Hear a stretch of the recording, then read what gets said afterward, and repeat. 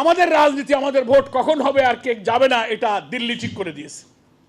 অর্থনীতি, ব্যবসা, বাণিজ্য সবকিছু বিদেশ থেকে ডিকটেট করা হয়েছে। আমাদের পানি, আমাদের সীমান্ত সমস্যা, আমাদের কানেক্টিভিটি, আমাদের ট্রানজিট, আমাদের রাজনীতি, 3টা ভোট হয়ে গেল, জনগণ ভোট দিতে পারলো না।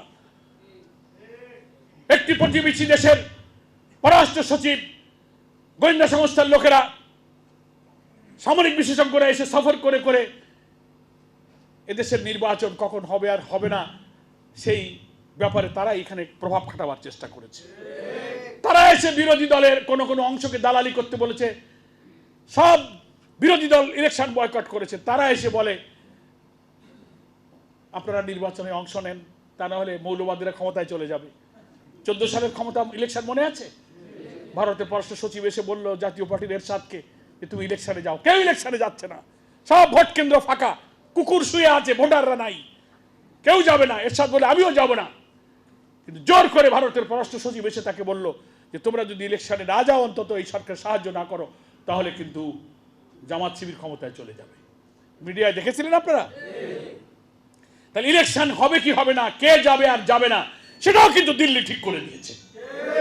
ফলে আমাদের এই দুঃশাসনের কারণ ছিল একদিকে ফ্যাসিবাদ, অপরদিকে আমাদের দেশ চালাবার নিজস্ব এখতিয়ারকে তারা সিজ করে নিয়ে দিল্লির উপরে এখতিয়ার দেওয়া হয়েছিল, তাদের এখতিয়ারে আমাদের দেশ চলেছে।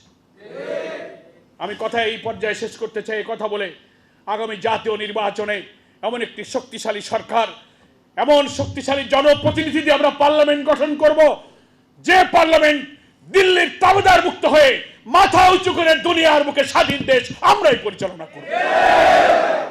জন আকাঙ্ক্ষা পূর্ণ করে আমরা দেশ পরিচালনা করতে চাই।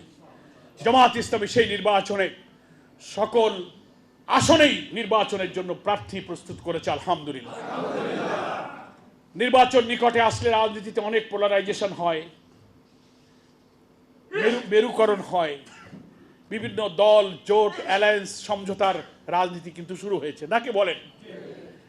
ইনশাআল্লাহ আমরা আশা করছি নতুন ফ্যাসিবাদের জন্ম না হোক, এদেশে আমাদের আদর্শ এবং মূল্যবোধকে ধ্বংস করতে না পারে, সেজন্য বিভিন্ন দেশপ্রেমিক, গণতন্ত্রী, ইসলামী রাজনৈতিক দলগুলোর মধ্যে সমঝোতা করে একটা বৃহত্তর ঐক্যের নির্বাচনের পরিবেশ কিন্তু তৈরি করা হচ্ছে ইনশাআল্লাহ। আমাদের আমিরে জামাত বলেছেন, দেশপ্রেমের জন্য, গণতন্ত্রের জন্য, জুলাই অভ্যুত্থানের গণ আকাঙ্ক্ষায় ধরে রাখার, জাতীয় ঐক্য রক্ষার জন্য যে কোনো দলের সাথে ঐক্যের প্রয়োজন হলে জামাত ইসলামী সেই ঐক্যে যেতে রাজি আছে। সেই সব দলের মধ্যে আভ্যন্তরীণ আলোচনা, মত বিনিময় চলছে। ইনশাআল্লাহ যদি এই ধরনের কোনো ঐক্য তৈরি হয়, আমরা আশা করি হয়ে যাবে। ইসলামী দল, অনেক ছোট বড় দলের সাথে আলোচনা চলছে, তখন আমাদের 300 আসন থেকে ঐক্যের প্রয়োজনে অনেক আসন তো ছাড়া লাগবে, নাকি বলেন? কিছু না ছাড়লে তো আর প্রেম হবে না। প্রেম কি একতরফা হয়? প্রেম 2 তরফা লাগে। যার সাথে আমি প্রেম করব তাকেও আমার কিছু দিতে হবে, সেও আমাকে কিছু দেবে। 300 আসনে আমরা সব রেডি করেছি। ঐক্য যদি হয়ে যায়, আমির জামাত বলেছেন ঐক্য রক্ষার জন্য আমরা কিছু সিট তাদের জন্য ছেড়ে দেবো ইনশাআল্লাহ। এখন আমরা সব রেডি করছি। এই জন্য যে আসনগুলোর ঘোষণা হইতেছে, আমরা সব প্রার্থীদেরকে আমির জামাত বলে দিয়েছেন সেই পার্লামেন্টারি বোর্ডের মিটিংয়ে, আপনাদেরকে দেয়া হলো, তার অর্থ এইটা না যে যে সিট আপনাকে দিলাম এই সিটটা আপনার সিট না, ওটা জামাতের সিট। জামাত যখন বলবে তখন ছেড়ে দিতে রাজি। আমির জামাত বলেছেন আমার সিটও যদি কোনো প্রয়োজনে ছাড়তে হয় আমিও রাজি আছি। এই উদারতা নিয়ে বাংলাদেশে মুসলিম উম্মাহর ঐক্য গড়ে তুলে একটি ফ্যাসিবাদ মুক্ত নতুন মানবিক বাংলাদেশ গড়ার জন্য জামাত ইসলামীর আমির জাতীয় ঐক্যের ডাক দিয়েছেন, আলহামদুলিল্লাহ।